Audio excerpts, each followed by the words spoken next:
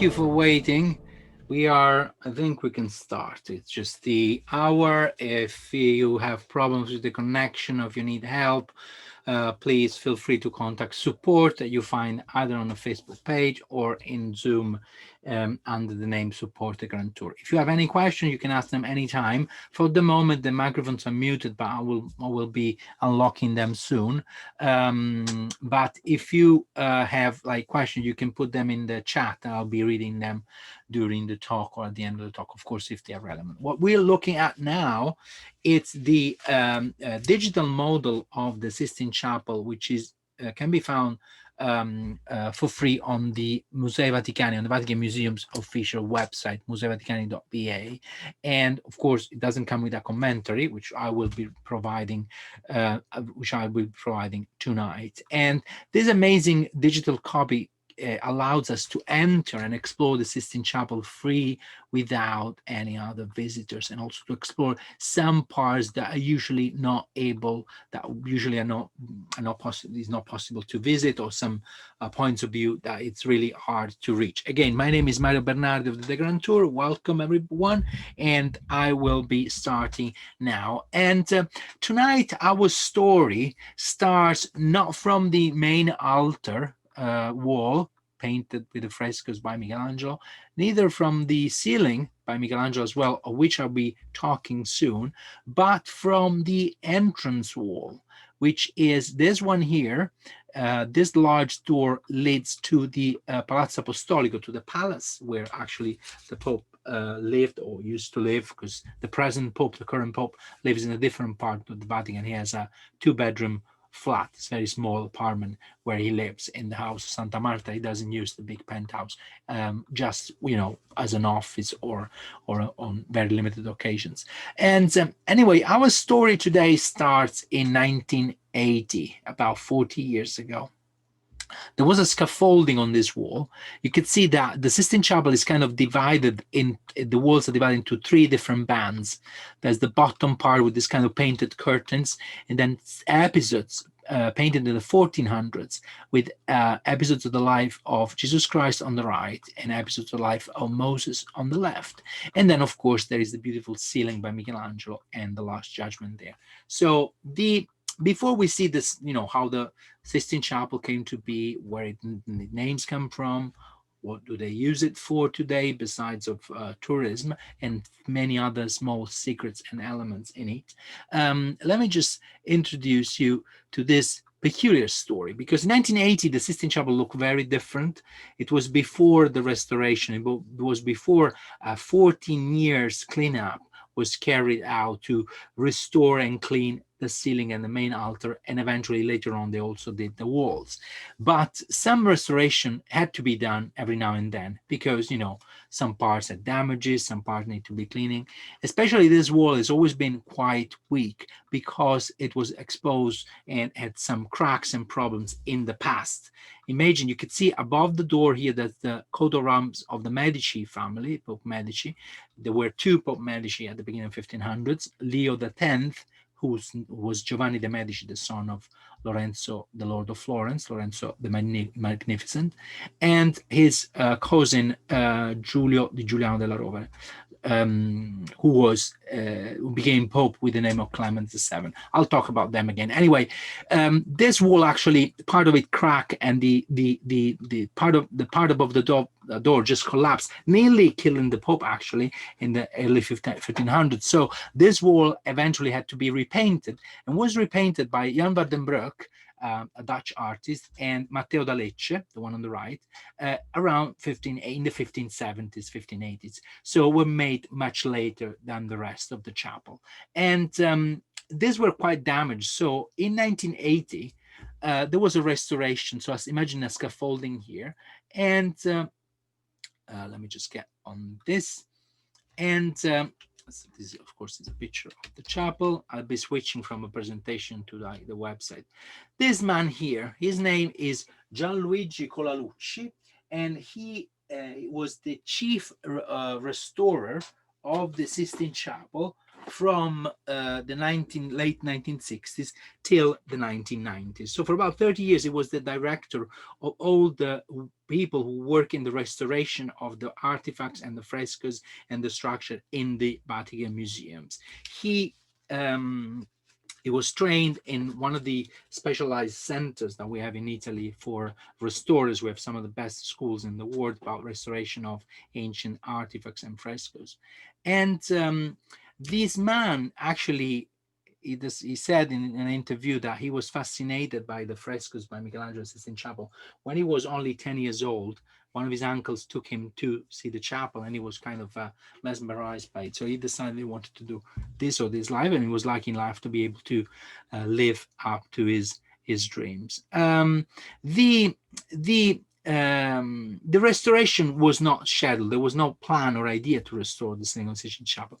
But while he was up on the scaffolding on that wall I just showed you, he looked up and he saw that just above what he was cleaning at the moment, there was Michelangelo's fresco. They were there, and there was a thick level of grease, fat, dust, soot, and smoke, everything in there that made not possible to see through. These are pictures that show how the Sistine Chapel looked like before 1980, before the restoration was made. So what happened? It's that can you hear me? I think the sound, do you think the sound is low? Hello, can you hear me now? Yes.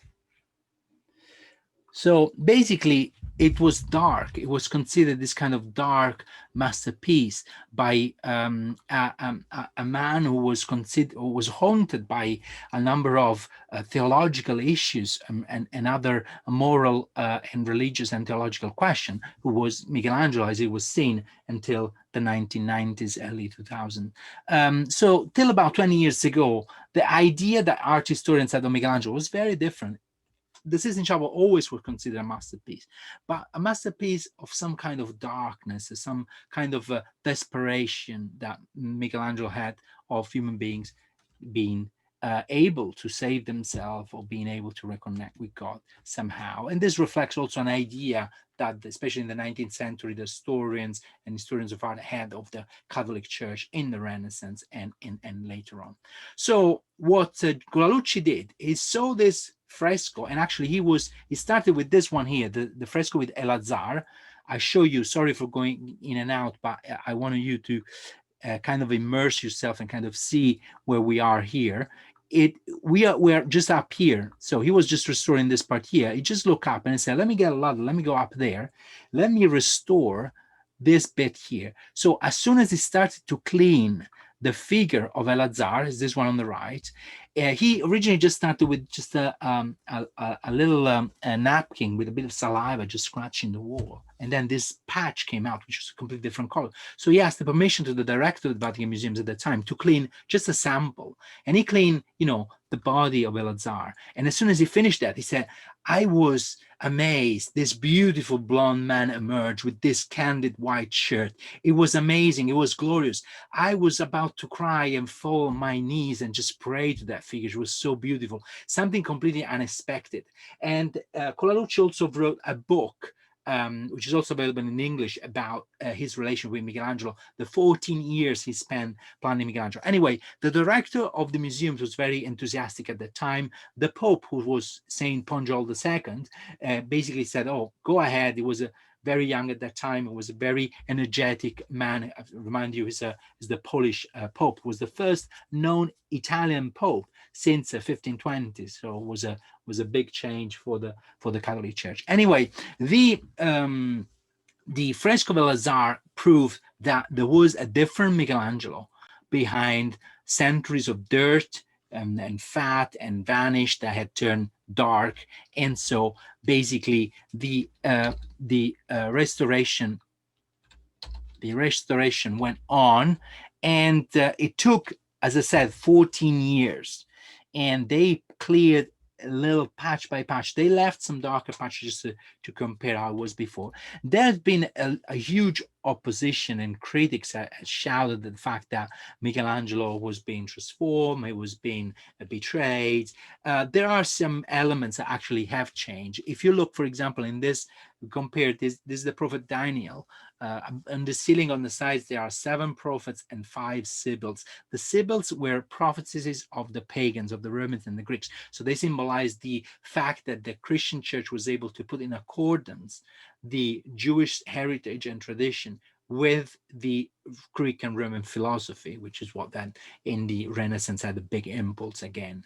Renaissance means rebirth. For rebirth, they meant rebirth of art and culture, the Roman Greek culture that was long lost or partially lost during the so-called Dark Ages. If you look at the picture on the left, you can see in the frames, these details have kind of been lost because Michelangelo did use for some of the shading the so-called nero fumo, black smoke. It was basically a candle, or with the dark of the burning of the candle, he was making some little shadings to add more depth to the fresco. And so some of them probably haven't survived. As you can see, there is more clear on the right, more bright, but also some of the shading has been lost. And so a number of artists, over 100, wrote a letter to the Pope and the Church. Oh, stop the cleaning, stop the restoration. What happened was that even artists like Andy Warhol signed up for this petition to ask the Pope to stop the restoration. But the church went ahead, and the result was amazing. Some details that were lost, like, for example, the face of this cherub at the back, emerged after hundreds of years. Sistine Chapel always had problems with the humidity, with the conservation.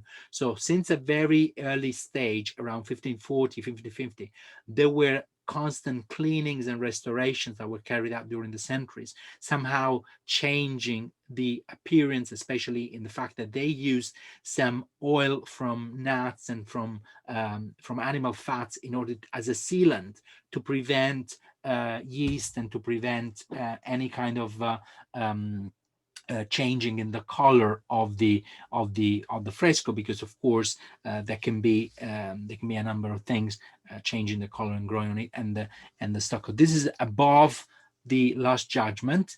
The detail of Jonah, you can see how totally different it was before and after. They left a little patch to check how it could have been. And then this is the detail of the knee. As I said, some of the shading has somehow been lost. But let's go back the origin of the chapel. If we go on Google Earth or Google Maps or whatever this is, yes, Google, you can see this is the Vatican City State, which is the smallest country in the world. Basically comprised is within these walls. These are the gardens where there are also the government's buildings. There is a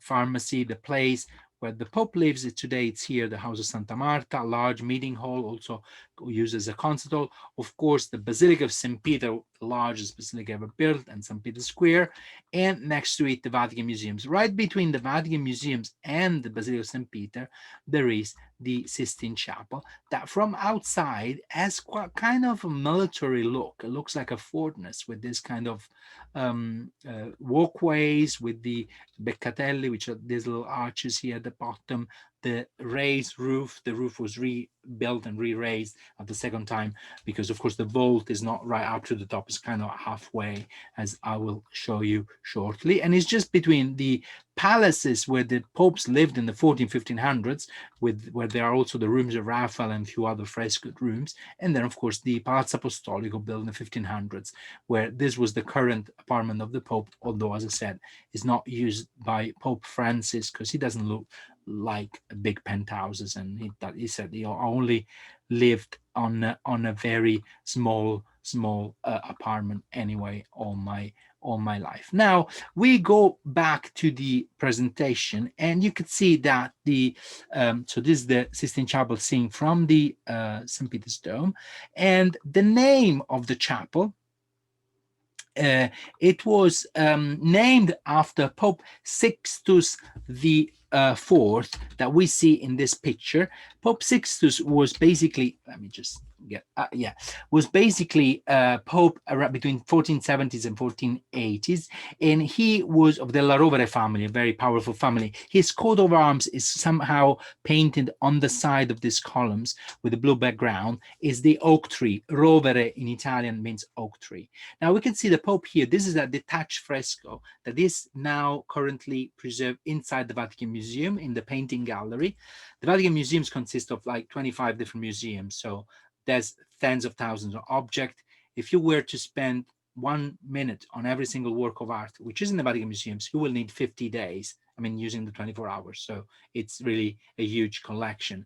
And in the painting gallery area, there is also this fresco that was originally in the Vatican Library.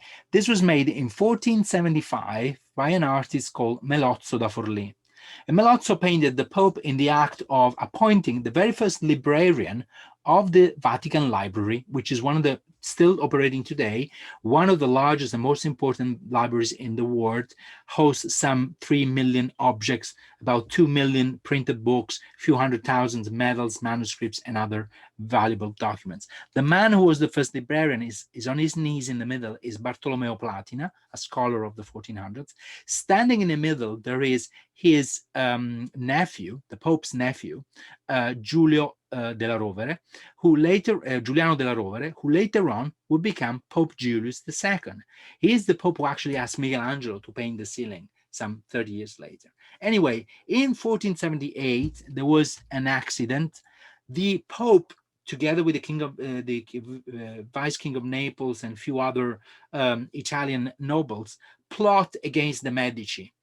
The Medici, the lords of Lorenzo Magnifico and the Medici family, they were bankers. They became extremely powerful, and they were ruling the city-state of Florence, which corresponded at that time more or less as half of Tuscany, with Lucca and Siena being independent, but most of like northern central part of Tuscany was like an independent city-state, raising in power because they were bankers. They were lending monies to all the European monarchs. So the Pope arranged for the Medici brothers, Lorenzo and his brother Giuliano, to be assassinated on Easter Sunday, 26th of April, 1478. There was a large and complex plot that would take too long to explain it. But anyway, in the Duomo of Florence, during the Mass that was being celebrated by one of the nephews of the Pope, the Cardinal Riario, the Medici were stabbed. Giuliano died. Lorenzo survived. In this 19th century painting, we can see the dramatic scene. The people of Florence helped the Medici. Lorenzo was able to run and lock himself safe in the sacristy, and a war started with the Pope sending troops to Tuscany, with the King of Naples as well. They arrived to Chianti, and then it was the fall, so they decided to spend their few winter months. And of course, an army in the Chianti, you can imagine what the result was. Anyway, the next year, the Turks invaded southern Italy, and so the Pope started a crusade against the Turks. It was the Battle of Otranto, 1480. And in the same years, the Pope was rebuilding an old chapel, which was known as Cappella Magna, the large chapel. So the Sistine Chapel was being rebuilt, but there was no decoration yet. So from former enemies, because the Turks attacked Italy, all the Italian states decided to, band together in order to attack the Turks. The Ottoman Empire, which at that time was a rising power in the Eastern Europe and in the Mediterranean, and dominated the Eastern Europe, Southern Eastern Europe, the Eastern Mediterranean Sea for about 400 years as an imperial power, to be clear. And basically what happened eventually, and by the way, later on in years, the Turks even invited Michelangelo to go to Istanbul and work for them. Michelangelo was about to accept, actually, because he wasn't very happy how things were going in Italy. Anyway, back to the Sistine Chapel. The Pope and Lorenzo Magnifico made a deal then. They made a peace. They said, okay, leave everything behind us. But as in exchange, the Pope wanted the greatest artist of Florence at the time to come to Rome and finish the chapel. Now, as I said, the chapel had a kind of a military look. You can see the cross section here on the right, where you have the central side. Yeah, it's true. The Medici series, it's on Netflix. I haven't watched it because I do tours at night, but yeah, that's on Netflix. Back to the and it looks really good, by the way. Anyway, to the cross section on the right, you can see that the chapel, the inside part of the chapel, is about 20 meters high, which is about 60 feet tall, from this part here of the vault to the floor. The walls are pretty thick, and then it's about 40 meters wide, about 40 feet wide, and it's about 40 meters long, which is about 120 feet long. So it's long and tall. Then on the ceiling, on the top, the ceiling had to be rebuilt at some point because it was leaking. It was not originally wasn't built um, as sound and waterproof as it should have been. So in the 1500s was rebuilt, and then they profit to make the barracks of the Swiss guards in here. So on the attic, on the top part of the chapel, there were the barracks of the Swiss guard for a while. And then of course there's a part underneath. If you visited the Vatican museums in the last 10-15 years, if you go if you have been to the Borgia apartments, the contemporary art collection that has 20th century art, you go in some large vaulted rooms, some of which they have artworks by Matisse, Van Gogh, and other contemporary artists, Dali, and so on. Those rooms are right underneath the Sistine Chapel. So you walk underneath. I always said you should put a sign there. I always tell to my clients, but it's something that most people walk through. They don't even realize that right underneath the Sistine Chapel. And the military look is because the architects were two military engineers, Baccio Pontelli and Giovannino De Dolci, which provided the designs and then the actual building. They both work as military architects most of their career. And originally the chapel was looking very different than it is today. The ceiling was just blue with little stars, gilded stars, probably not in this concentric way like in this drawing. Probably they were like organized in a way to reflect a kind of astral map, like the zodiac or a certain date of the birth, either of the Pope or someone else. But there isn't a study about that yet. There's only some reproduction or image how the ceiling could have been like this, you see, with kind of a specific stars as the sky will look in a specific day of the year, which could be the day of the Assumption. The Assumption of Mary is the 15th of August, which is the saint to which the chapel is actually dedicated to. And then if we go back on the sides, the greatest architects and painters that were working in Florence at the time for the Medici, so Botticelli, Perugino, Ghirlandaio, they were all sent to Rome by Lorenzo Magnifico. So the Pope wanted the best artists that were working in Florence, he wanted them in Rome, just also to prove a point that Rome was kind of overtaking Florence as the creep of the Renaissance. And here we have the two former enemies, now friends. On the left, Lorenzo Magnifico, Lorenzo de' Medici, and to the right, the Pope Sixtus, who had this good political idea of getting the thing. Now, let's go. I'm just reading some of the comments. So before we actually explore the scenes, I want to go back inside again into the model, because we have, let's get around here. Let's use the 3D model. So let's walk. I hope not to give you make you seasick with this. We go through the end of the chapel here. This model is available on the museivaticani.va, vaticanmuseum.va website for free, so you can navigate, but of course there's no commentary with it. So actually, this is the main altar wall. This to the right is the entrance from which millions of tourists enter till the beginning of this year. Currently, the museums are closed. They will be closed till January 15. And on the right, you can see there are 6 squares. Originally, there were 2 more on the ends, but of course, were covered then later on or repainted. And on the right, there are episodes of the life of Jesus Christ. So this is Pietro Perugino, the christening of Jesus Christ. And then opposite, Perugino, I remind you, was one of the greatest artists of the 1400s. He was the master of Raphael and really a remarkable master of the early Renaissance. And then on the opposite wall, we have the circumcision of the son of Moses here, and then Moses starts his journey. Now, the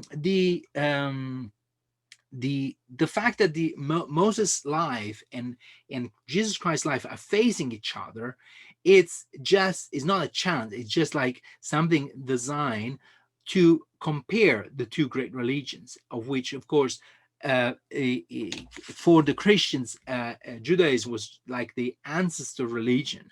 And so every promise made in the Old Testament, then for the Christians, became true in the gospel, in the camp of Jesus. So that's why most of the steps of the life of Jesus Christ are compared to the steps of Moses as founders of religions. And now, if we get, and we're talking at the times in the 14th century Italy, the Jewish community was very well integrated into the Italian cities, especially in Florence, but also in Rome. And there were a lot of cultural relationship and exchange. It was later on that then the Jewish community were close into the ghettos or even exiled from, for example, from southern Italy for some part. But at that time, Italy was very hospitable with the Jewish community, were a flourishing Jewish community. And then you could see here Botticelli then with the daughters of Jethro. Now I'll show you pictures with more details.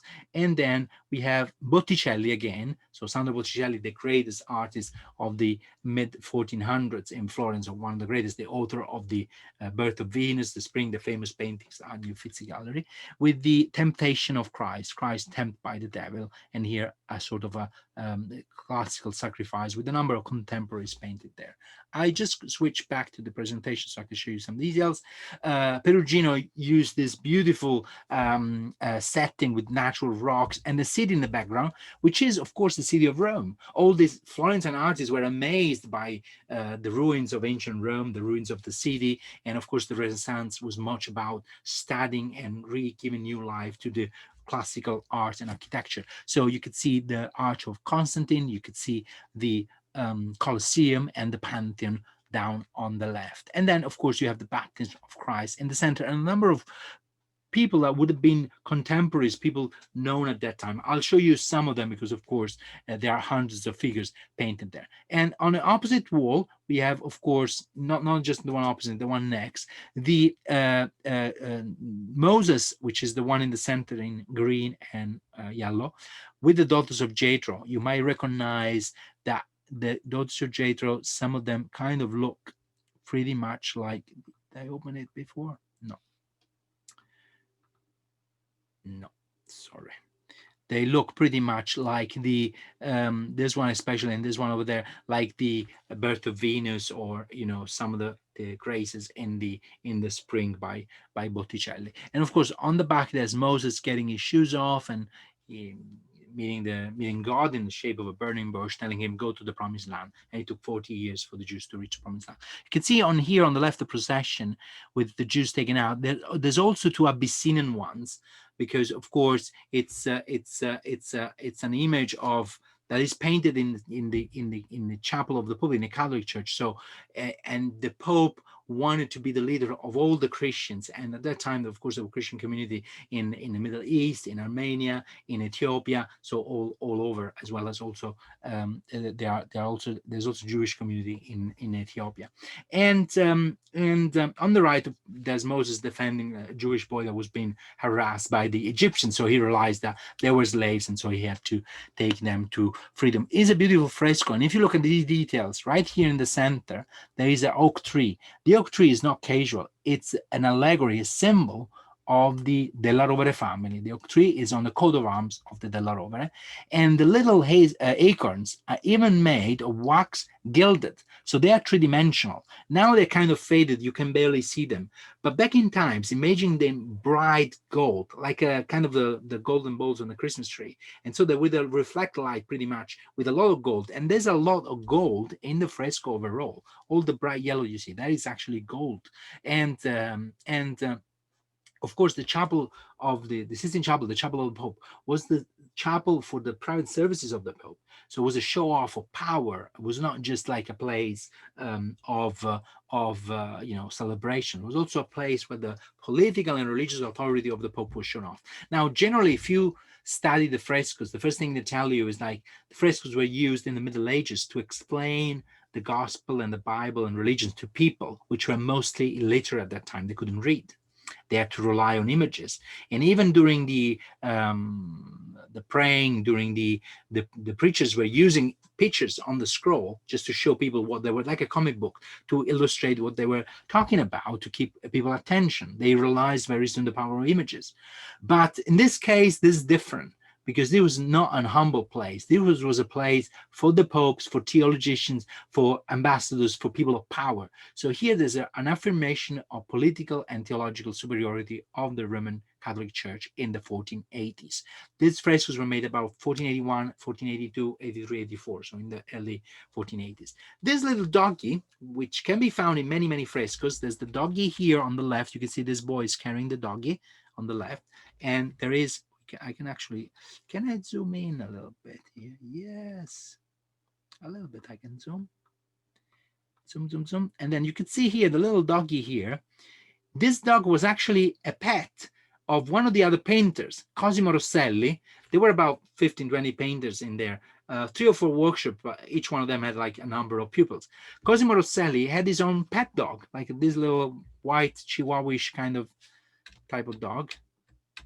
Okay, let me just get, and this doggy, he's painted 5 more times in the Sistine Chapel. In total, you find it 6 times.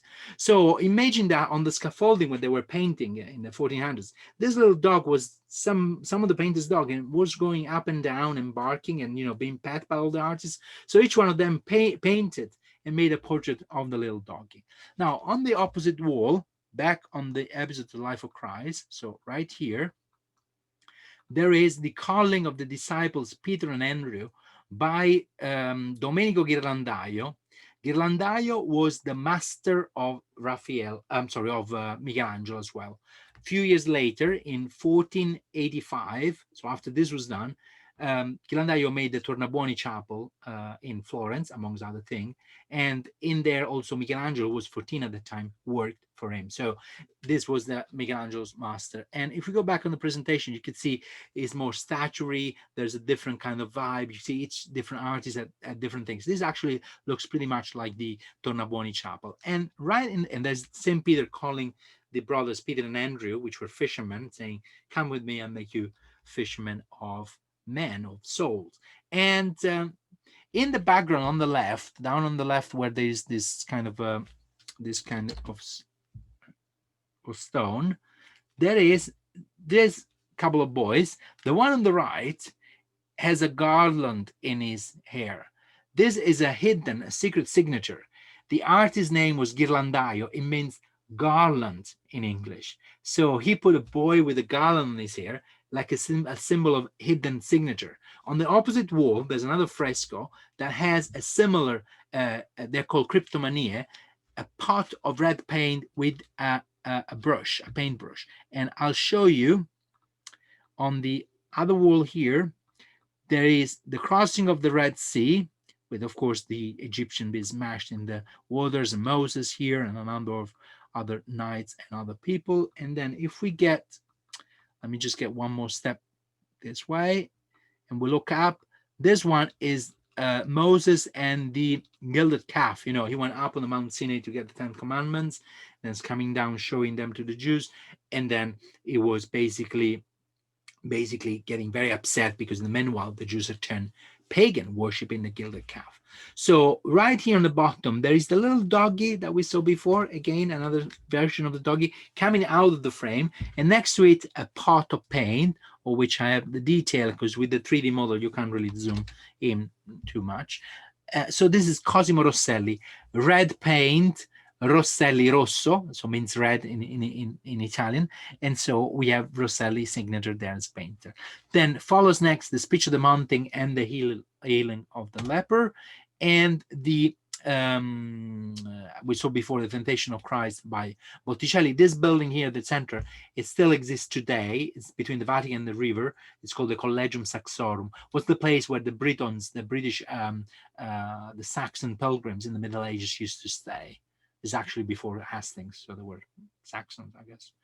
And at the very end, there is then the Last Supper, with, of course, all the disciples on one side, but Judas, which has a devil that talks in the back of his head, just driving him to to, of course, doing the betrayal of Christ. You can see it's like a little creature right in the back, and his halo is kind of like gone dark, and it's like of a like a lead color, like gray and dark, while the others are all bright, and especially Jesus Christ one with the Eucharist. And then if we look in the background, there are more scenes. We are talking about, sorry, so there are more scenes here in the center. There are 3 windows, and look how there are 3 more episodes of the Passion of Christ. This is the capture of Christ, when Christ is captured by, after being betrayed by Judas with a kiss. And then on the ceiling, in a perspective, again, the coat of arms of the Pope with the cross keys, which is the symbol of the papacy, and the oak tree, which is the personal coat of arms of the family. And then comes one of the greatest masterpieces that can be found in the Sistine Chapel. This is Pietro Perugino, the handling of the keys. This is when Jesus Christ gave to Peter the keys of the kingdom of heaven, saying him, Peter, you are a stone, upon this stone I'll build my church. And this is the episode of which the authority and the claims of the Pope being the leader of all the Christians are based on the fact that because St. Peter came to Rome, died in Rome, and is buried underneath St. Peter's Basilica, he was the very first bishop of Rome. So every bishop of Rome after him should be the leader and the supreme authority of the Catholic Church. Of course, during the centuries, many other Christian communities that at the beginning were all independent communities, pretty much like arranged like the Muslim religion, where every group has his own imam, and there, the beliefs are all the same, but then they're different groups with some slightly different views and different practices. Of course, over the centuries, they're diversified. So the early Christian community was like that. So also like the Jewish communities. So with slightly different, even different gospels still, the early Middle Ages. So the Pope always said, no, we need to be one, and I have to make all the rules, and then you have to follow basically what the church says. Not so much at the beginning of the Middle Ages, but towards the 12, 13, 1400s. That's where the Eastern Western Church and a few other churches started to split. And then again, of course, in the 14, 1500s with Protestantism. We are just about on the verge of Protestantism. We're about 25, 30 years before Martin Luther and the Protestantism. So this was kind of a prophetic. The Pope wanted to reassure his power. And the fresco is magnificent on a aesthetic point of view. There's this beautiful octagonal building, possibly a baptistry, which reminds a lot the baptistry of St. John in Florence, the one just opposite the Duomo, which is actually a 7th, 8th century building. So it goes back to the Middle Ages. And on the sides, the triumphal arches, again, another homage to the Roman architecture. And then Perugino worked with a large workshop. So he actually, the figures in the background were made by Pinturicchio, his pupil. Perugino trained many artists, including also Raphael, as I said. And we can see a number of contemporaries here. And on the right, these two are Giovannino de' Dolci and Baccio Pontelli, which were the builder and the architect of the Sistine Chapel, which is still living, and they were we were still living when the fresco was done, and they're actually portrayed there, amongst other contemporaries and other figures. You can see they have the compass and the square, of course, symbol of their trade. And on the opposite wall, there is this magnificent fresco, which is the punishment of Datan, Abiron, and Korah. Now, if we go back on the model, can we go back on the model? No. It's basically at the end on the right, so opposite to the one we've just seen of the handling of the keys. This also is a very strong religious and political message. First of all, this is Moses punishing the rebels that were trying to stone him. If you look on the right, the people have stones that were about to stone him, and on the left he punishes them, and then a crack open in the floor, and then they go straight down to hell because they challenge the authority of the church, basically. And the authority of the church is represented by Aaron here in the background, and Aaron and Moses are here. They're representing exactly the same. They are like twins, even though we know they were not. They were brothers, but not twins. And Aaron, which is the one at the back with the blue cape, has the tiara, the pointed hat with 3 rings, used by the Pope. It was like the Pope's crown. So that symbolized the religious authority. And in the background, in the marble, the marble arch there, which is a copy of the triumphal arch of Constantine, which Botticelli pretty much admired, and he put in this fresco. It says "Nemo" in Latin, "Nemo sibi assumat honorem nisi vocatus adeo tamquam Aaron." Um, and for those who are not fluent in Latin, no one should assume such an honor if not called directly by God as Aaron was. So the Pope wants to give this clear message. I am sitting here on the chair of Peter, and because we were called by God, you cannot question or challenge my authority. And then behind the marble arch on the left, right here, line here on the left, there's a number of also contemporaries or other figures. There is a ship. One of the ship has a flag with the coat of arms of Florence. So Botticelli lived kind of a boring life. He was born in Santa Trinita. He lived in an area of Florence, not far from along the river Arno, and he never left actually. He lived and he's buried in the same church when he was christened. So he actually never moved. And he lived a relatively long life. It was late 60s when he died. And he spent in Rome probably a year and a half. And then his father died, so he asked the permission to go back to Florence. And he then came back to Rome. He didn't probably like Rome. He wanted to stay in Florence.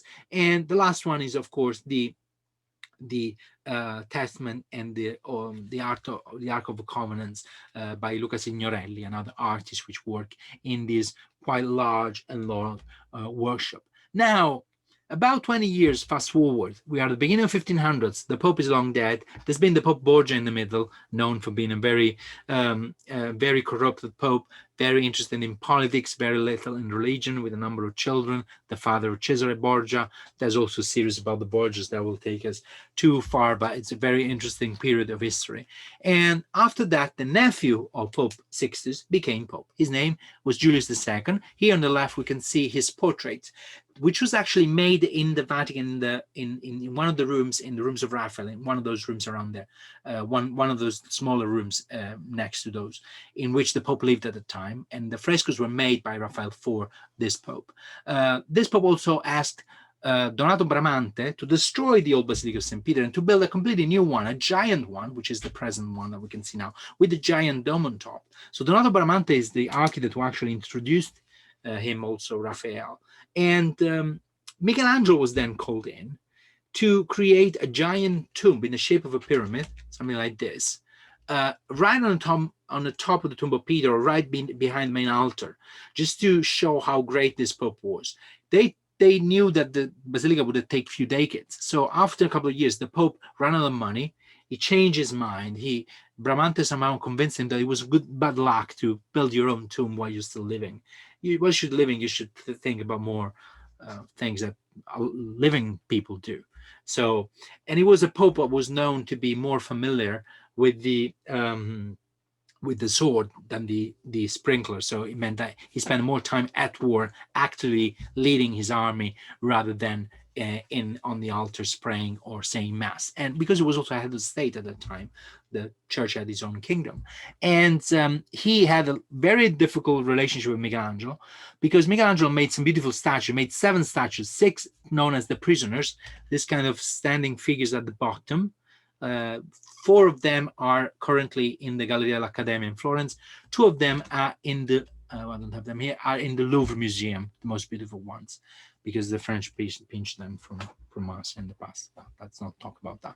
And Napoleon's troop. And the Pope on the left, this portrait is actually in the National Gallery in London currently, and made by Raphael. So it's a great masterpiece. You can see the acorns again. They were kind of obsessed with their coat of arms. It's everywhere. It's like the very first branding. It's like Louis Vuitton in the 1500s or Gucci, their family crest became like present everywhere and every art. That's where the Gucci thing to put or the Louis Vuitton putting their symbol, the logo everywhere comes from, basically. And then Michelangelo wasn't paid for the job. He made the Moses that you could see on the right, was supposed to be one of the statues for this tomb, which was only finished some 40 years later. So Michelangelo went back to Florence. It took 2 years to convince him to come back. By 1508, then Michelangelo came back and decided to start doing the ceiling. Now, the ceiling had a very difficult aspect. First of all, Michelangelo didn't consider himself a painter. He considered himself a sculptor. Second, although he was trained in painting and in the fresco painting because he had worked in the workshop of Ghirlandaio in Florence, he didn't like doing that physically, also because of the consequences. He had to build a scaffolding to get up. Not the scaffolding like this, because it would have been too high.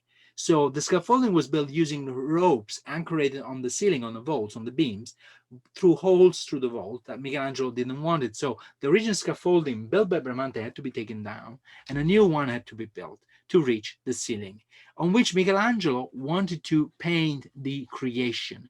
The Pope asked for the disciples, for the apostles. Michelangelo came up with a more complex project, which was kind of unusual because the artists usually were told precisely what to do and they were just concentrating on how to do it best. But in this case, Michelangelo was highly cultivated. He grew up in the house of Lorenzo Magnifico with philosophers. He had a kind of a superior level of culture. So he also had to build his own scaffolding using the so-called buche pontaie. So the problem with scaffolding is the Sistine Chapel, being some 20 meters tall, it would have taken months and lots of money and workers to build the scaffolding from the floor up to the ceiling. They wanted something suspended. So Michelangelo found the building holes. Now, when you're in Italy and you see those holes in like middle-aged towers or in brick walls, there's a number of openings there with the pigeon's nest. Most people think that they were built for the pigeons, for their house, because we apparently love so much the pigeons. And the pigeons might think so, but they were not built for the pigeons. They were buche pontaie. They were built to, they were left to put beams through in order to put suspended scaffoldings. So when you build a wall, instead of having to build a scaffolding from the bottom to the top, you only put the beams in at the level you need. You put some planks across and you have a self-sustaining scaffolding, and then you get people going up. This is way before health and safety. So you only need like, a guy, a couple of beams, a plank, a rope, and that's it. No helmets, no nothing. It was very, very, it was dangerous actually. If people fell. Even Michelangelo fell from the scaffolding. So it was kind of concerned about that as well. So you can see this is a digital model. This is not a real picture, but it shows you how this was made with the steps on the right. Now, Gianluigi Colalucci, the restorer, the one who cleaned all the chapels, so he worked for about 10 years in the ceiling. He said, he tried, it's impossible to paint while laying on your back. You have to stand. You can be on your knees, but you have to stand, because with your back on the floor or on a surface, painting is not possible because you can't move. You have not enough room. So he was definitely not on his back on the sides. It was standing. And he even made a drawing of himself here with a sonnet in which he describes all the pain and the suffering of doing the ceiling. The little image on the right is actually Michelangelo just sketching himself as a caricature, like painting there hours and hours, almost losing his sight by looking up so many hours, and then having the paint dripping on his face. Now, the fresco required a certain speed because you have to paint on a wet plaster in order for the plaster to go to the color to go into the plaster and to actually soak in and leave a deep level of color. So even if it's scratched, the fresco is still there. That's how they preserve so beautifully for so long. And he prepared some large images on a paper and then were transferred to the wall, and then after that they were painted, but quite quickly. So he started with a number of pupils, and then he started to send them away because he wasn't happy with what they were doing. So he ended up doing most of it by himself. Probably the pupils were making just, or collaborators, they were making like the colors, the plaster, preparing a number of the frames or parts that were not essential. But the details of the face, the bodies, all the main parts were all made by Michelangelo's hand. That's why it took him 2 years and a half to do the first half. Then the scaffolding was taken down and built on the other half, so they only had to use half of the scaffolding and move. And then the part closer to the altar was the one that was made last. So before we see the details, let's go back again inside the chapel. And you could see here on the ceiling, so Michelangelo actually, the story starts from here, from above the main wall, with God separating dark and light, God creating the planets. God's bottom up here. Apparently, Michelangelo was kind of raving about painting God's bottom on the ceiling of a Sistine Chapel. He didn't want to be irrespectful, or he didn't want to be he didn't want to mock the Pope. But there was something there that he taught, because we know there's about the several biographies that were written while Michelangelo was still alive. So we know that he made a lot of comments about this idea of making gods in that way. And then here we have, of course, the creation of Adam and the creation of Eve, with of course, the Garden of Eden and the fall. They fall into the temptation of the snake that ends up again as a female figure, and then Adam and Eve on the left, and then on the right you have Adam and Eve being sent away of the Garden of Eden. Now I've got the picture to show you in more detail. Michelangelo actually started painting on this side here, so the side towards the main door.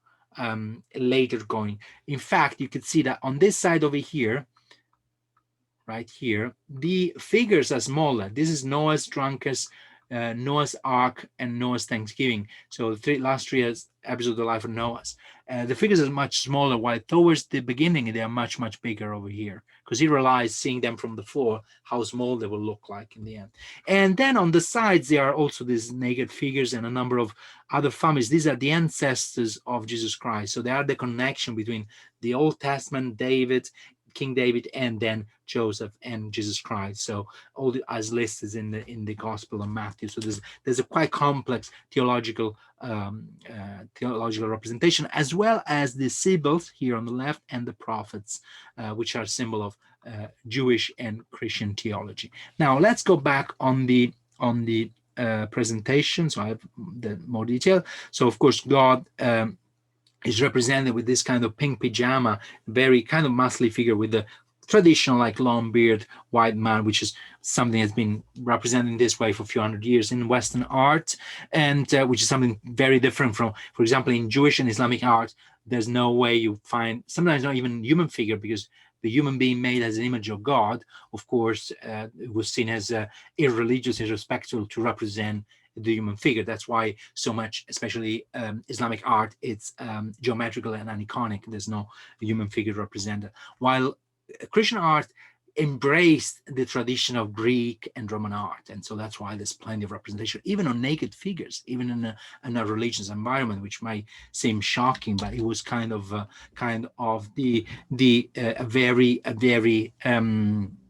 very appreciated feature at that time. All these naked guys hanging around the frames with the creation are basically an homage to the masterpiece of the creation, the human body. And also, starting with Botticelli in the half of the 1400s, the human body became the main subject of art.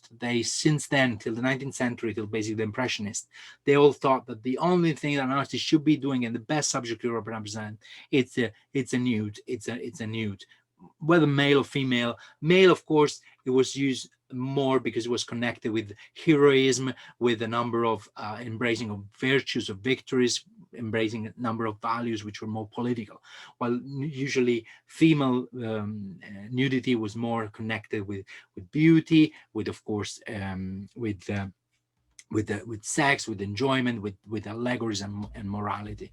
And here we have the absolute masterpiece of the ceiling that is very well known, the creation of Adam, where again Michelangelo does his own interpretation of the creation of Adam.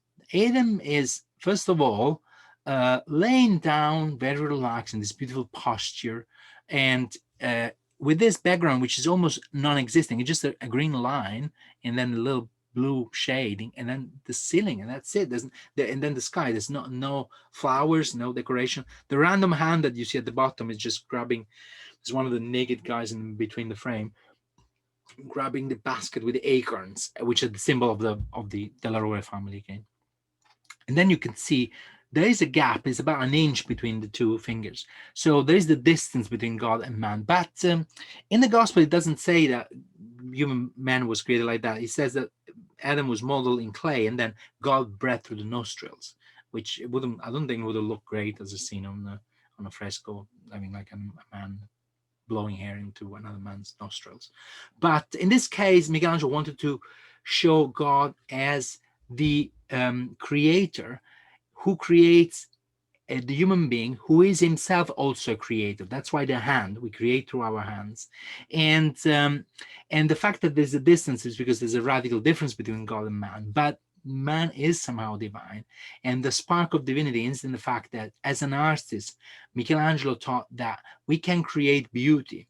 And now Michelangelo was a follower of Plato, Platonic philosophy.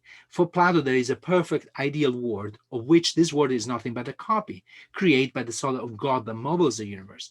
And God didn't create the universe because he needed the universe, because otherwise it would not be the Almighty God, but created for his own enjoyment, because he enjoyed himself in that. That's what the Bible says. And so for Michelangelo, we are creator of beauty, like God is creator of beauty, because we enjoy ourselves in art. We reflect and we see ourselves in art, and then not because we need it, but because there's a sublime enjoyment in art, and that's what creates for Michelangelo the as I see it, the similarity, the divine part. Plus, God is surrounded by a number of angels without wings, which is not something that Michelangelo invented. Also, at some point, Botticelli stops putting the wings on the angels, and because they were looking more at classical art, Roman art, you can create some figures that are flying around without wings. You don't need really wings. And then there is, the beautiful beard and hair of God with the beautiful also outfit. But the shape in which God is basically framed, this kind of flying mantle, has the shape of a human brain. Has an American physician. This is one of the drawings that Michelangelo made as a study on the body of Michelangelo. In this one, you can see that he learned a lot from classical artworks, the Belvedere Torso. Anyway, a few decades ago, there was an American physician who actually, by chance, was studying the human brain and looked up, and he had a poster of the creation, and he realized that it's pretty much the same cross section as the human brain. I mean, I'm not sure if this is just coincidence or is deliberate, although it's pretty accurate. And because dissecting corpses in human bodies was very difficult in the 1500s, in the 14 and 1500s. It was not illegal, but it was very difficult to find, corpse to be able to study it. Michelangelo had the chance because he had the permission from Medici to do it in the Ospedale Santo Spirito in Florence on the Oltrarno, in a beautiful complex still existing, and for which he made a crucifix that recently has been proved by his artwork, a beautiful crucifix which is still in the same church for it was made for, and not many people could recognize it anyway. So I don't think there is really a message. What I find fascinating, if you know the telefilm Westward, where there is Sir Anthony Hopkins, he uses these images to prove that Michelangelo was able to hide in plain sight a truth he really believed, that a higher power doesn't come from basically control of fronts or strength. It comes from a higher knowledge. And so this is a message that could be Michelangelo. I'm not sure if it is. I don't think we have enough evidence for that, because of course it was something that people would have not been able to recognize. Usually hidden symbols and symbology, they're more there because people, there were some people who had access to it, but at that time that wasn't something that people could have access. And then Adam and Eve being tempted. I like this picture because he's got the before and after the restoration. You can see yourself the difference. Many cracks were filled and the colors have been brought back. I really think that the restoration of the Sistine Chapel has been one of the greatest endeavors done in the last century. Really led us to discover Michelangelo in a completely different way. And you can see Eve here pretty maskily. Michelangelo paints female figures pretty much like men with breasts, like very masculine in the framing, and then you have them quite close together, and then the snake tempting them, the devil tempting them, and the snakes been symbolized by a female, because of course for Michelangelo and lots of the Catholic Church, every trouble and sin came from women, as I'm sure as every married man can agree upon. I'm just kidding, it's just a joke. I hope my wife hasn't heard me. So I'm just kidding. Of course, this was a vision that the church hasn't got anymore. But you could see that Michelangelo as well represented them before, but happy and integrated with this tree, which is a fig tree. He doesn't represent the fig leaf, but the fig tree, because later on with the fig leaf they would have covered their nudities. And then on the right you could see Adam and Eve turn suddenly old and ugly and afraid and scared, and of course the fatigue. And there are some models that Michelangelo studied. Now, artists are little thieves. They study, they learn, they steal every details and technique, and they make it their own.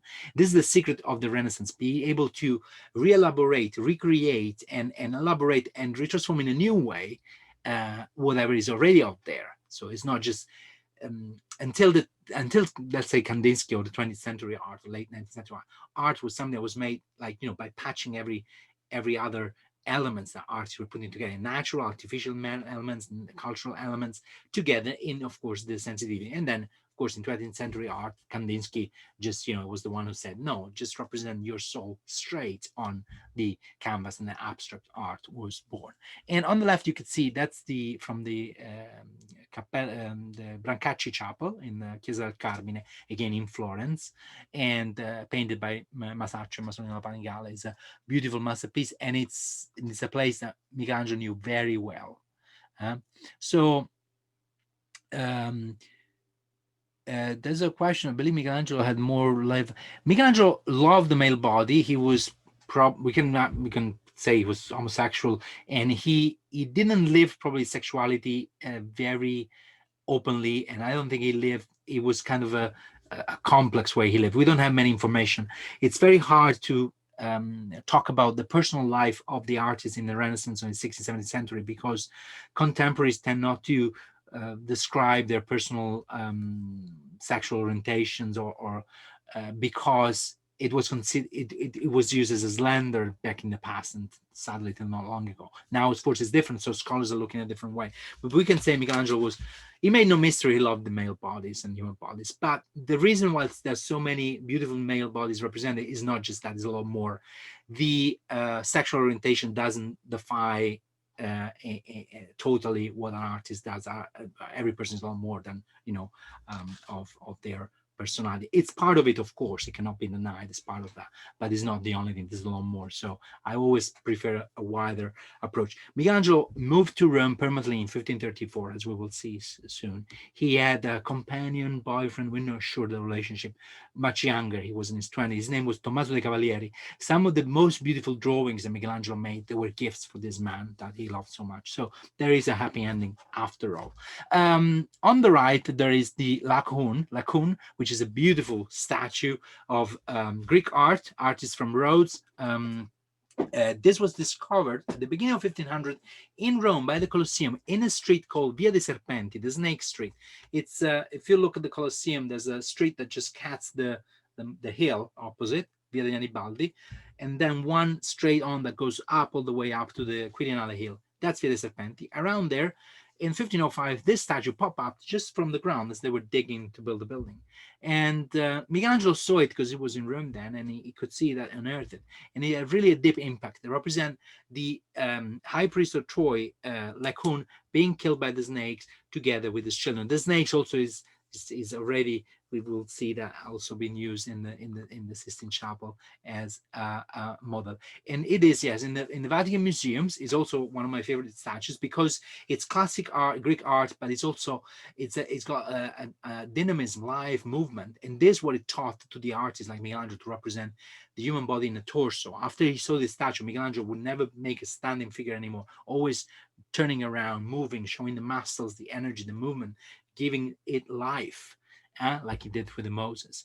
And it's in the octagonal courtyard in the Pius Clementine Museum inside the Vatican Museum. And there are several copies, though. There's one in the Uffizi, there's copies made in the Renaissance. This, for example, is one of those samples. You see the muscles, the position, the hair. These figures are amazing. Now, we don't have the time to see every single figure because it will take a week.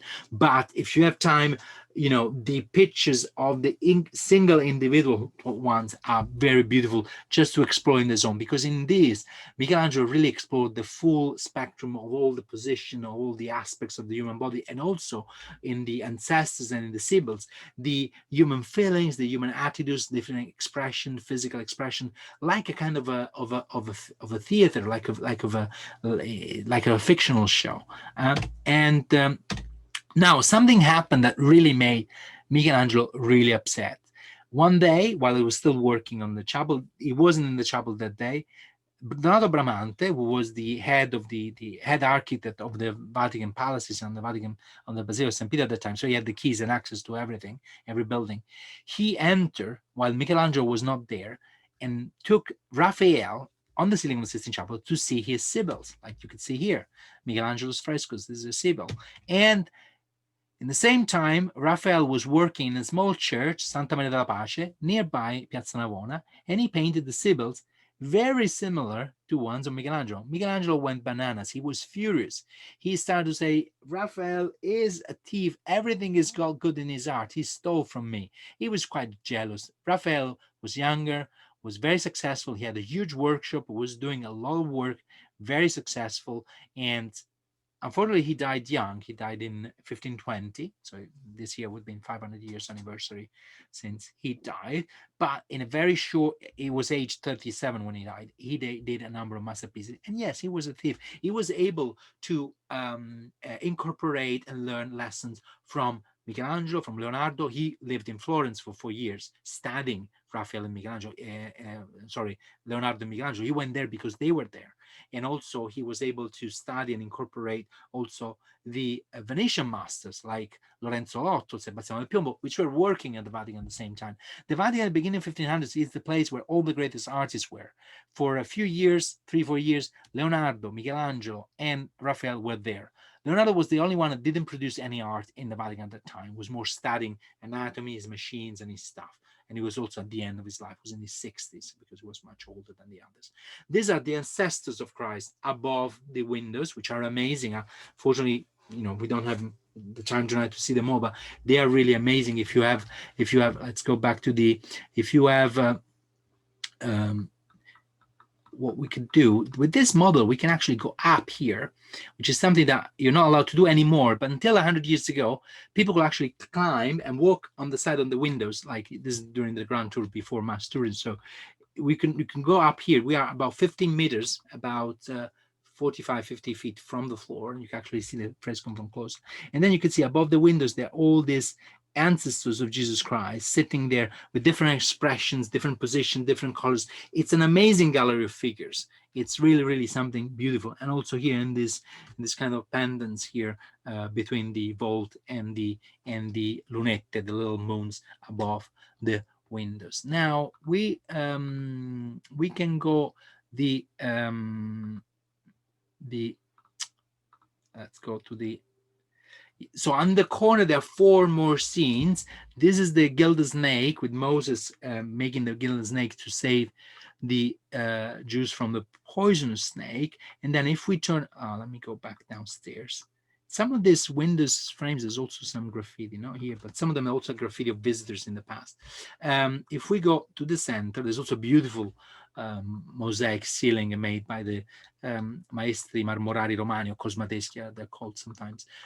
You could see here Esther and Assuero in the other pendant here, Moses and the gilded snake, and on the opposite wall, 2 beheading, why not?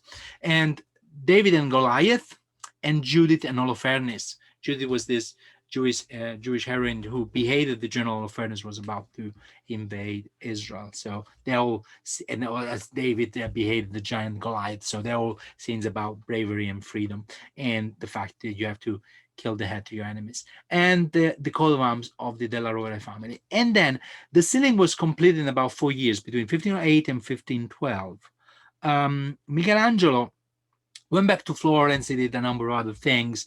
Amongst them was also for a few weeks or months, he had to hide himself in the underground of the Cappella di San Lorenzo in Florence, because Alessandro de' Medici wanted his head, because he fought for the Republic against the Medici. So he had quite an adventurous life. But the great masterpiece and achievement was yet to come. In 1530s, there was another Medici, Clemens VII, became Pope, and he wanted Michelangelo to come back and finish the fresco, make the large Last Judgment. There's one here that we see here on the main wall. I'll go back to the model so we can see it from the model. The Pope Medici unfortunately died before Michelangelo could do it. And this Clement VII, his name was Giulio di Giuliano de' Medici. He was the son of the assassinated Medici, the brother of Lorenzo the Magnificent.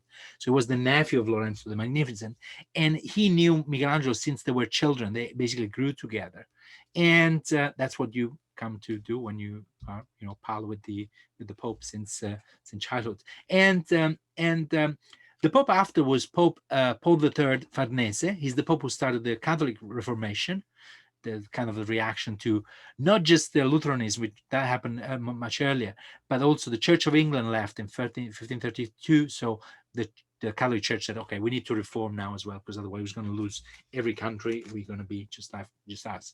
And because people soon realized they didn't need the Pope and the Catholic Church. Every king can be their own leader of the church, and they can do their own thing, and without having to pay or to obey to Rome. Pay taxes. They were paying heavy taxes. Every Catholic country had to send a lot of money every year to the Church of Rome, and then also obey to a number of rules and things, have permission for almost everything. So they said, no, we don't need this anymore. The German Protestants were the first, and then the English, Henry VIII was the second. The divorce was only like the kind of excuse, but they were planning that, I think, from before. And here we have the Last Judgment. So we saw the creation, the Moses, the prophets, the Sibyls, Jesus Christ, and then there are the popes painted between the windows here. These were painted in 1480s, and how all the history of creation is going to end up with the Last Judgment. Because of course, in one of the things that the Bible tells us, I'm not particularly religious myself, but of course I had to study all this for doing what I do. I was raised Catholic, of course, and Catholic schools as well. And one of the things about the Bible is that every beginning has an end. Every story has then an end. That's why I think in Hollywood, a lot of screenwriters and directors, very good ones, they have a Jewish heritage, even if they might not be religious people, but they have, because there is this way of telling the story that I think is very, you can find there that, like in Steven Spielberg movies, there's always a beginning and an end. Now everything has to end. And so also, the word, there's a creation and then there'll be an end. And the Romans and the Greeks, they thought more like kind of an eternal circles of generations. Like they thought of the universe as eternal. It's something that comes from a Jewish mentality, and then it came in through Christianity and Islamism through Judaism, and the fact that this beginning at the end, an eternal circle, and also with the end will be retribution, which is this, and the Last Judgment, which is a terrifying masterpiece. Giorgio Vasari was a friend of Michelangelo, also one of the first art historians who wrote a book with all the lives of the painters of the 1500s, describes the fear that you felt by standing in front of this masterpiece. Now I've been using here a picture so I can zoom a little bit better in. And so Michelangelo started in 1534-35 and then finished by 1541. So it took him a lot longer, 6-7 years to do the wall.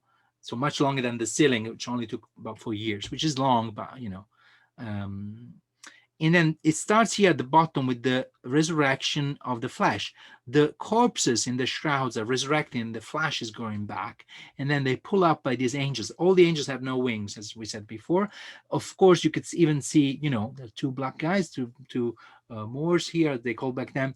And because, of course, there's a resurrection for everybody. So again, there's this idea of inclusion of the whole population of the world, even at the stage where there weren't many relationships. I mean, there were trade relationship, and later on there will also be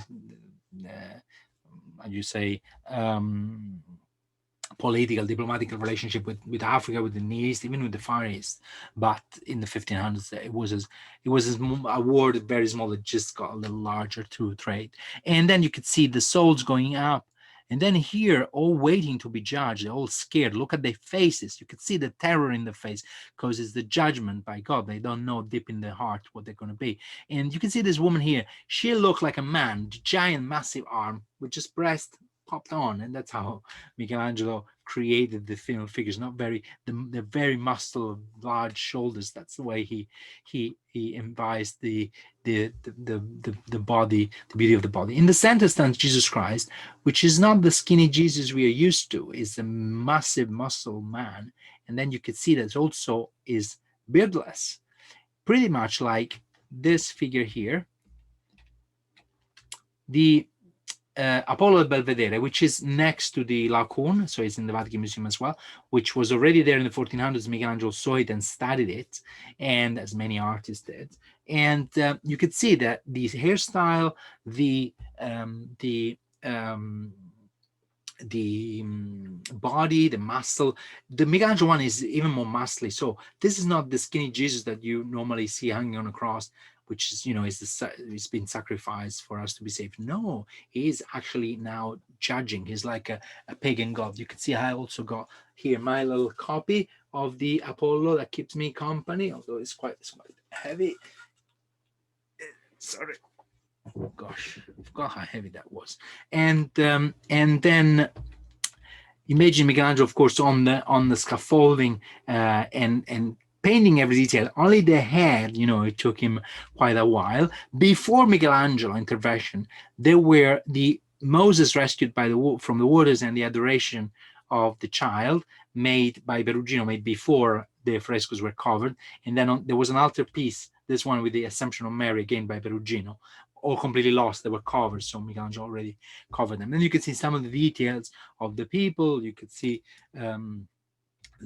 the black man there, and this is one of my favorite figures. But let's get to it. We see Virgin Mary next to Jesus Christ, Peter and Paul. Paul looks quite scared here. Peter is giving back the keys, and then we have St. Lawrence and Bartholomew with the skin, which actually is the self-portrait of Michelangelo, and we will talk about that, because Michelangelo, let me just see, so put himself as this kind of melting skin. Now, but San Bartholomew was flayed, his skin was flayed, so in order to kill him, it was one of the early Christian martyrs.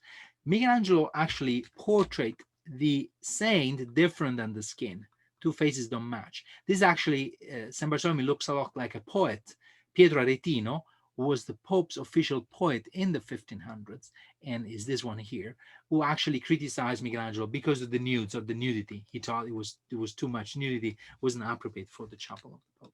And Michelangelo felt kind of offended, and so he put, his own skin in the hands of this man, like, you want to have me skin. But it's also, what I personally think is also a way that he wanted to pass this message. As an artist, his soul shares the creation that it was instilled. It was the greatest gift that God gave to us. So his soul is pure. His soul is already with God. Well, it would be skinny. What would be judged would be his skin, which of course he was a sinner, like everybody else, and probably he felt also some sort of guilt. He was very religious. He belonged to a group called the Spirituali, which were followers of a Spanish theologian called Juan de Valdez, who believed that if you have faith, God speaks straight to you the truth, and you know the truth instantly. You don't need church, you don't need gospel, you don't need anything. You need faith, and the faith will guide you. Pretty much like, it's similar to some Christian groups, like some Baptist churches or the Pentecostal churches, that a lot of their preaching is based on down faith.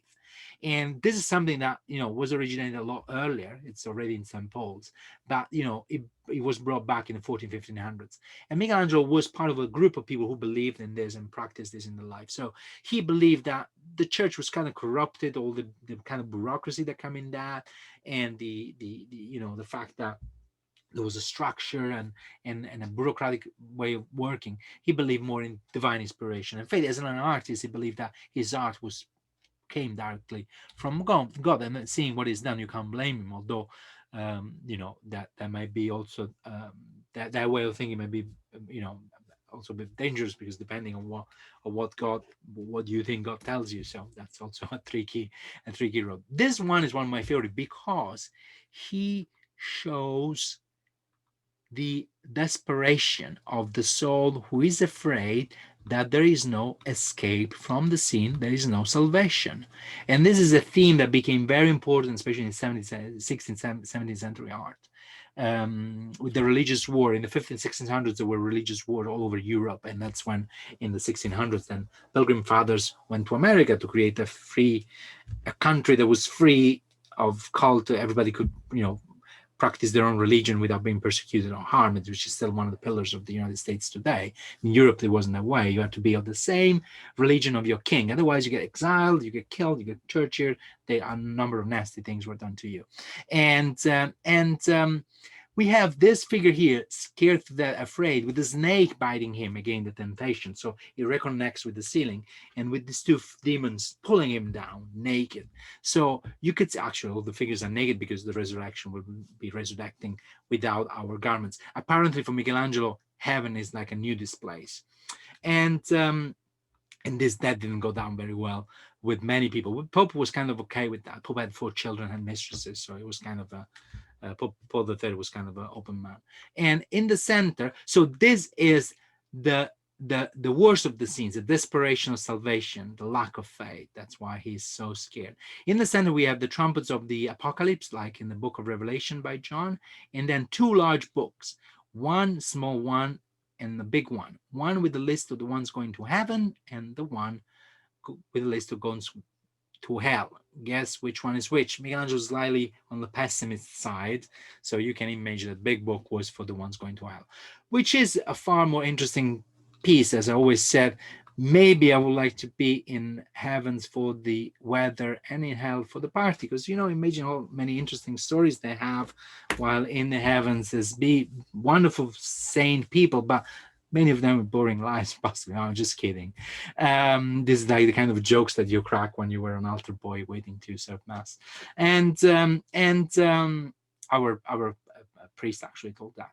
And the boatman, Charon. Now, the boatman is not in the gospel, is not in the vision of St. John, the apocalypse, is not, which is the last part of the gospel about the end of the world, basically, and the retribution and the last judgment, is not in any of the theology. It was added by Dante Alighieri, the Italian greatest poet, who died 700 years ago in 1321, is the father of Italian language, one of the first scholars and poets and writers who insisted that Latin should be left behind and modern languages should be used. So he's really the father of modern languages. He wrote in Italian in the 1200s, and he wrote the Divine Comedy, and it's also available in some wonderful English translations if you want to have a read. It's very interesting. Next year I'm planning on doing a series about Dante and art inspired by Dante, just to celebrate this great poet, and who inspired so many artists, including Michelangelo. So you can see this green devil, who actually, I think it was the portrait of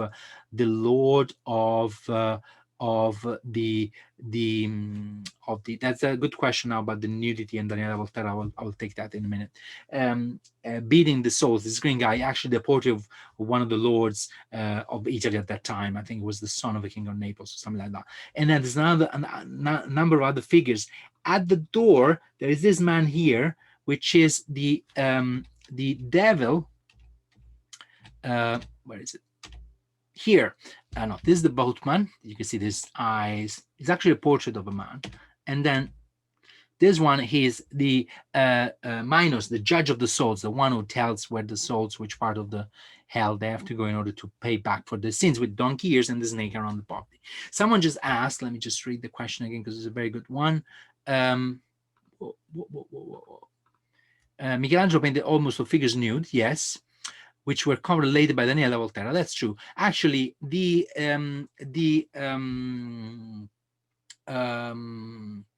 so the Catholic Reformation asked Michelangelo to cover all the nudity. Michelangelo was 88 then, so still alive, and said, "No way, I'm not going up there." And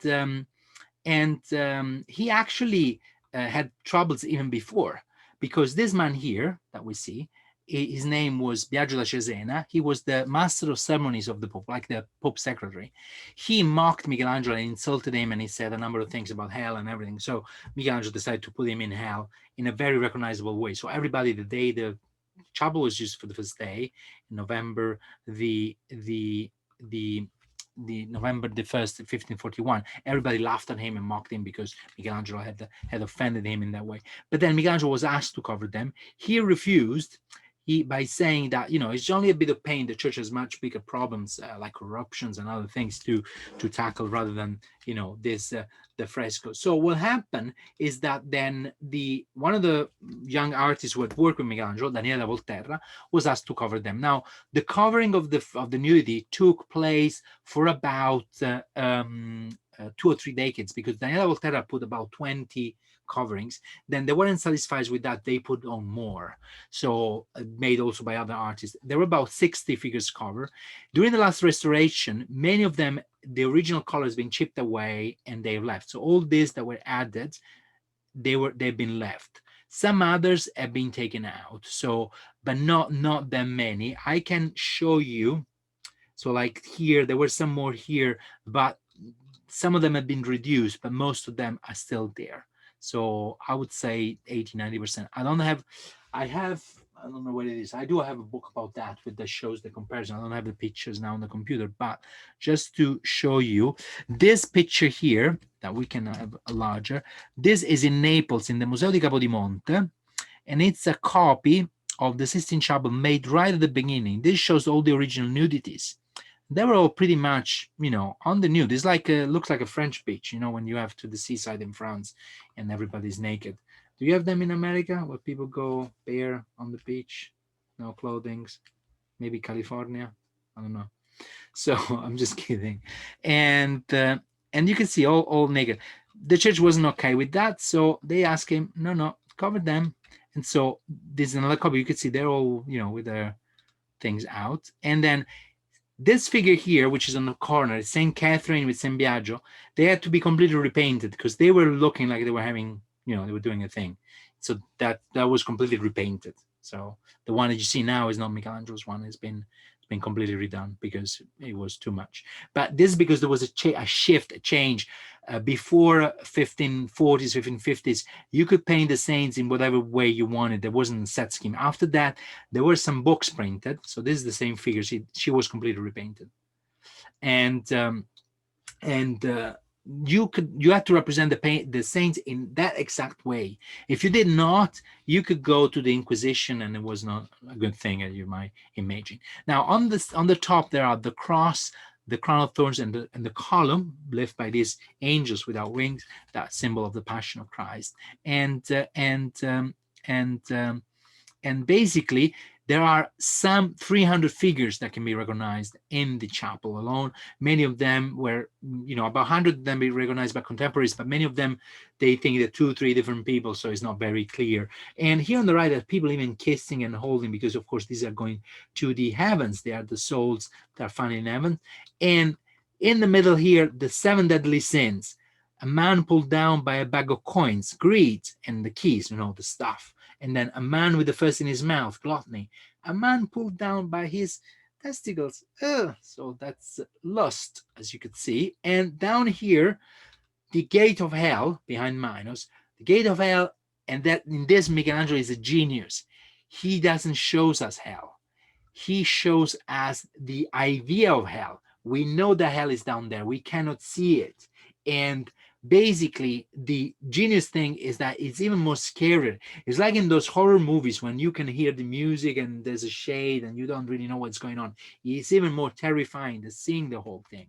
And so the only thought of the hell should be enough to scare us off for the rest of our life, and then behave. The so-called timor di Dio, the people who are afraid of God, they behave so they don't incur in God's punishment. Now, I have a couple of more things before we finish, and then I open up the microphones. Actually, I can do it now.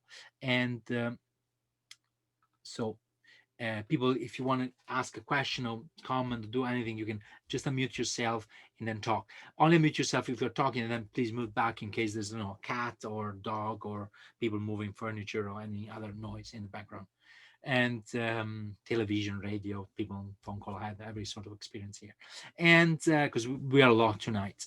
And people ask me, Michelangelo did the Sistine Chapel, all the greatest masters of the Renaissance, Ghirlandaio, Perugino, Pinturicchio, and so on, Botticelli. why is not Raphael? Well, Raphael, it was supposed to be there. It would be there if they just hung out his tapestries. You can see in these pictures, these were a set of tapestries which are still in the Vatican. They are in the Pinacoteca, in the painting gallery, in the clear glass. And the cartoons were provided by Raphael. The original drawing are in London in the Victoria and Albert Museum, and the series only hangs like every 10 or 15 years.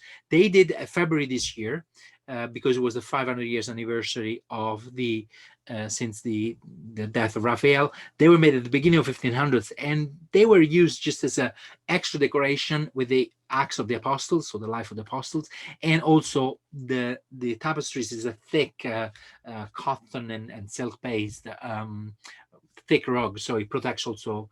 It keeps the warmer and the heating in, so it was used also for that reason, apart from being beautiful. And then this is when the Sistine Chapel, of course, the Sistine Chapel was used for the conclave, the election of the Pope, still is, but only since 1980s is the prefer or the exclusive place when this takes place. And popes have been elected also in other parts of Rome, in other parts of Italy, so there have been elections of Pope all over in the centuries. And today, so this is with the tapestries again. And this one is one of my favorite stories. This is the Cantoria, which is basically this one here, from which the singers are, because of course the Catholic Mass is sung all the way along, you know. And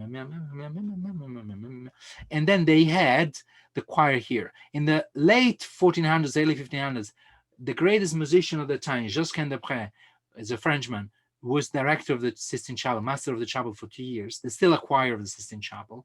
And they also have a children's boys choir. He left the graffiti inside the Cantoria, which was only discovered now in the last restorations. And this is from inside. And you could see is just kind of his name. And he left it like a graffiti. If you do that today, you go to jail in Italy because, of course, it's a crime. But back in times, you know, many artists make graffiti, left their signature in there. And then one thing that if you know someone in the Vatican, you might be lucky enough to get there because it's not open for tours. But you know, if you know someone works in there, they'll take you. On the right door is the one from which the people enter if you come from the museums. Then this one is the door to the sacristy. Now, when the Pope is elected, the chapel also they have services. The Pope uses it for meetings. Every now and then they close it for a couple of hours to have services or papal meetings. There is this room here. It's a set of 5 rooms, actually, where there's the changing room, the sacristy, when Pope get dressed. And they make 3 different sets of outfits for the Pope when there's the election of the Pope. Because, of course, if the cardinals are inspired by God, then they know already who's going to be Pope. But the tailors are not. So they need to prepare 3 different sizes of outfits so the newly elected Pope can find his own match. So far, I think only one Pope struggled with the size was John 23rd, because it was quite podgy. I mean, he was a big guy and he kind of was a bit tight. And there's some frescoes dating back to the 1400s, but it's only patches. And then this is also when they keep the chimney and the coloring for the smoke. The chimney is only temporary. There isn't a chimney usually there, which is something everybody asks about. I think they should put one permanently because people want to see that. It's one of the few things that everybody knows. That, you know, when they elect the Pope, they have the white smoke or the black smoke if no Pope, or white Pope smoke if there's Pope. They used to make it with white hay, but now they use this chemicals. And everything is chemicals nowadays. And then this is the door that leads to the Basilica of St. Peter. And they put it here and then goes out through the window. And then you can see it from the square. Basically, if we use Google, I haven't used Google today much. If you go from here, it's usually out here, comes out of here. This is the Sistine Chapel as seen from the square. Back. Sorry, zoom too much. Oh, too far. I'm messing with Google now. Okay. Anyway, it's just on the roof then. Google has died. So it goes out through here and you can see from this. Where is it? No, Google is not doing very well lately. I don't know. Too many people online. Grazie mille, grazie, thank you. And then just a couple of minutes, and then we switch to the question time. And no, we finished. Just before you go, of course, this tour is completely free.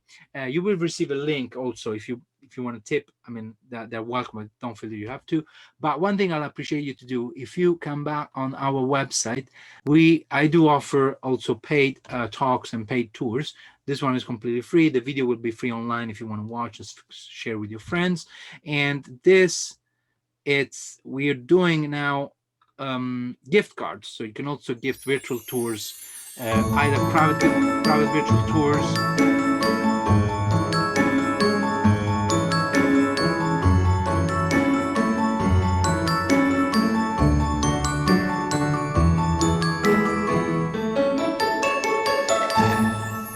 Private virtual tours or group virtual tours. They start at 12 euros per person, so per group, actually, per connection, so they're quite Giovanni, you will put the link in the chat and on WhatsApp and everywhere, and also we'll email you, and of course you can unsubscribe anytime. Now, if there are any question, also there's a questionnaire I'd like you to do about the tours, what do you think about them. I really appreciate that. Now, I have a Christmas song at the end after we finish, so if you do have any question, I would like to take them. You can also interact with the audio. I also will take in questions from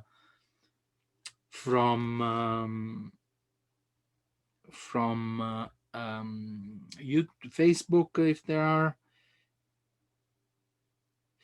So let's, do you have any questions? Anyone with a question? There is a question by Andrew and Lisa a while ago about, can you give the title of this book? The book is Me and Michelangelo by Gianluigi Colalucci, which I have somewhere. And you can find the book on the bookshop of the Vatican Museum. Sorry, I just found it.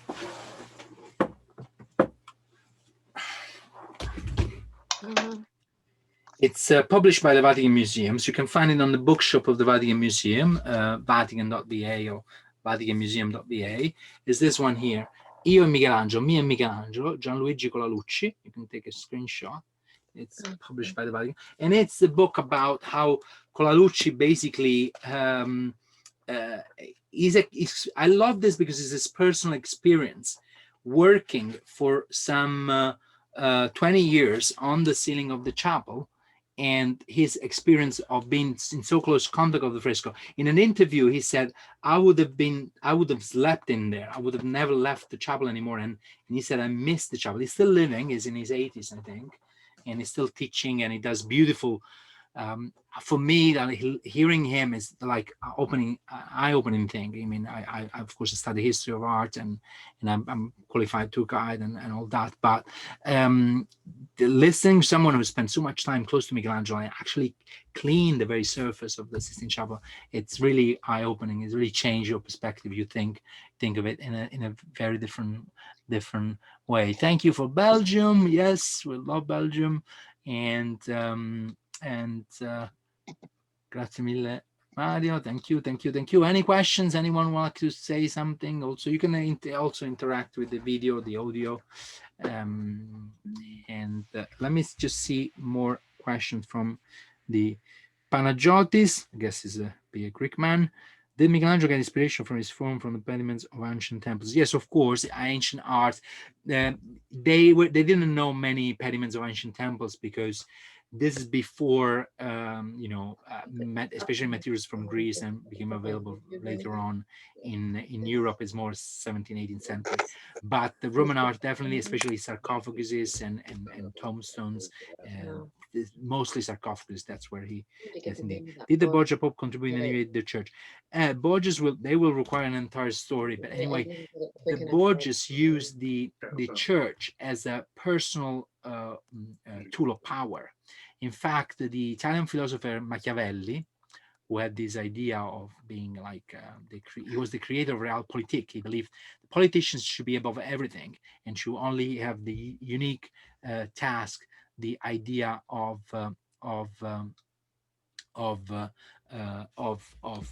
achieving whatever was necessary. It's the reason of state.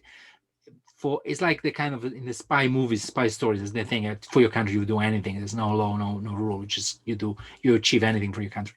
That was actually the practice of that was originated in Renaissance Italy, and the Borgias were pretty much, uh, especially the son of the Pope, Cesare Borgia, was a military leader. He tried to create a state within the Italian kingdoms that was independent from Spain or France. Sandeep Das. That's the Borgia, the creators' creations in the church. Yes, the Borgias also were patrons of arts with Pinturicchio, frescoes being made there. And then, did you hold tours in Rome in the Vatican? Yes. So the Grand Tour, what we actually do, I do personally, but I own this small company, the Grand Tour. For 20 years, we've been giving tours. So I'm a qualified tour guide and a licensed guide also for the Vatican City. For the Vatican Museum, you need the specific license for the Vatican City accreditation now. So we do mostly real person tour, like, classical tours, mostly cultural tours, and made in the same way. So they're not like very touristy tours. They're more for people who have more time and want to enjoy more and understand more, and also get the tools.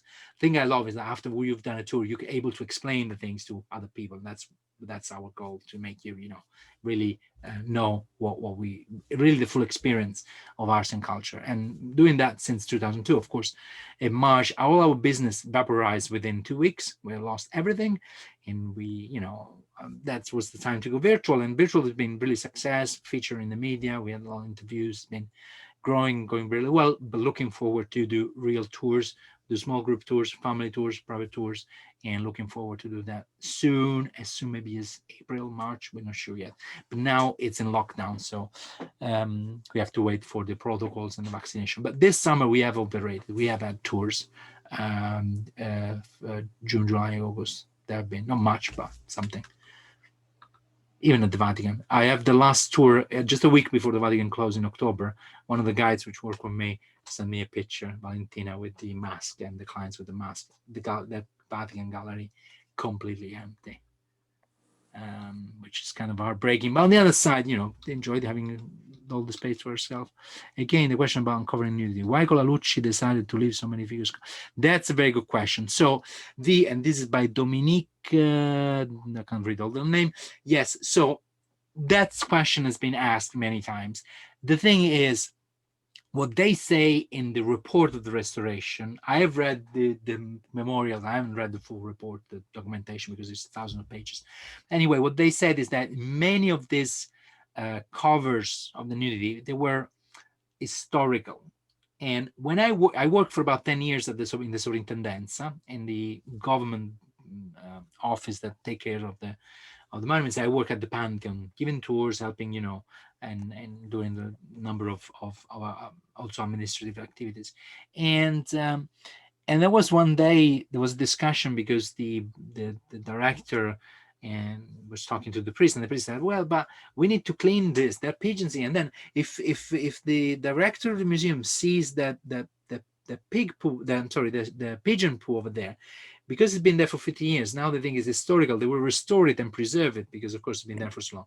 So a similar idea was with the nudity covered, because they thought that it's been there for so long, because they were made 1560s, so about 30 years, 20 years after the fresco was done, so very recent. The fresco was only complete on full nude for about 20 years, that they thought that it would not been worth in the endeavor, like uncovering that. Plus, some parts, it's true that the original layer underneath was missing. And so I think there was a compromise. They were already under a lot of pressure for changing the colors and the scheme, that they didn't even want people like conservative Catholic, or people that were thinking that nudity was not right there. Because in the ceiling, unless you look, you don't see it. But there on the wall, you see there St. Peter, on the field nude, something that people not expect.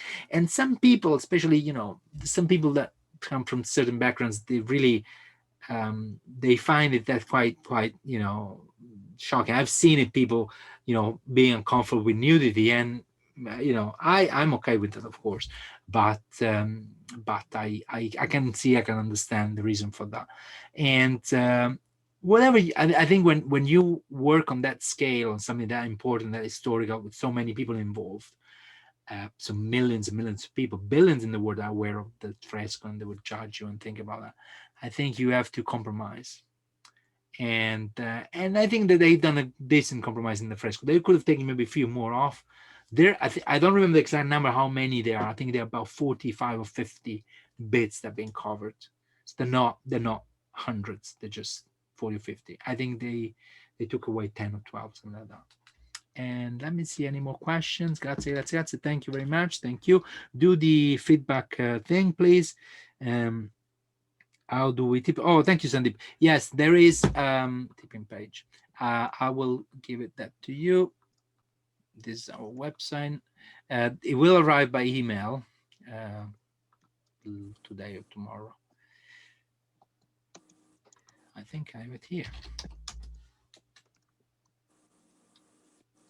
And then please, if you go on our web homepage, grantoureurope.com, you see there's a number of talks that I run every weekend, not over Christmas, but after Christmas in January, about many other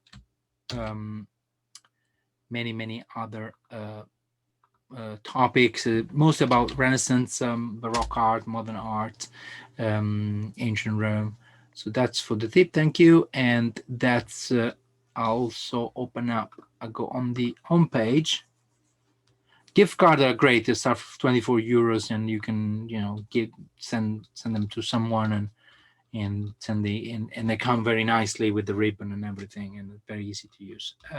This is the reviews.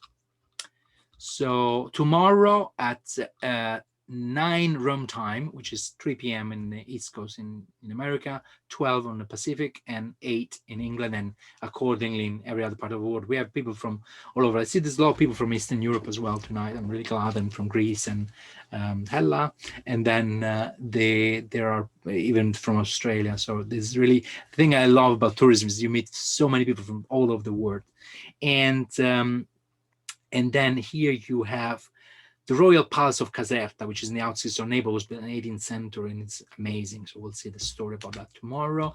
And then there are more about Caravaggio, Leonardo, Michelangelo. So I'll be talking, some of them are biography of one artist with maybe 10, 12 masterpieces along. And they're about an hour now, 15 days talks. And then also about Pompeii, 24th of January, and so on. And I plan on keep doing them because I think even after the pandemic, it's a good way to learn live about a tour. Of course, there are documentaries which are great. I love the documentaries by the BBC and many others. But the fact that you have someone you can ask and interact, I really like that. Usually on today there's really a lot of people, but usually there's less people, and we can enjoy the thank you. Oh, Istanbul, beautiful. I've never been. That's on my traveling list. I got a list of places I want to see. Constantinople is probably in the first 3 on the list. Istanbul, beautiful. My family, my dad grew up in Turkey for years, and it's mere. Okay, so thank you, everyone. Now I'm going to play some music. I don't know if there's any more questions or someone. Thank you from Northern Ireland. Oh, wonderful.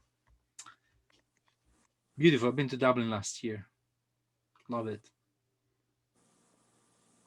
Maybe you should improve the weather a little bit. That was the only downside, but everything, the people, the city is amazing. There's actually, I give a talk about the Caravaggio in Dublin. In the National Gallery of Ireland, there is the Caravaggio, which was discovered about 20 years ago in the 90s. And the Jesuits, just not far from the museum, they had this Caravaggio there, and then it's one of the masterpieces that I really enjoyed. Okay, let's put some music on. If they have North Carolina, beautiful. Thank you, thank you, thank you, Virginia. Thank you, thank you. Yeah, so at the beginning of January, we do a tour of the Medici collections. And so they will be including like the history of the Uffizi and all that. So you can check on the website and also send us an email, and there'll be more information on that. So let's put some music on. Now, this year they did a kind of a concert at the Vatican. They have a big concert with big stars every year. This year, of course, they couldn't do one. They had like one man on a piano. But last year, Christmas concert at the Vatican in the Paolo VI, it was really, really Beautiful. Oh, South Wales. And thank you, everyone. Thank you. No beach in California nudist. Yeah, I know. Well, I've been in California. Yeah, I'm just kidding. I don't know. Maybe Washington State. So somewhere.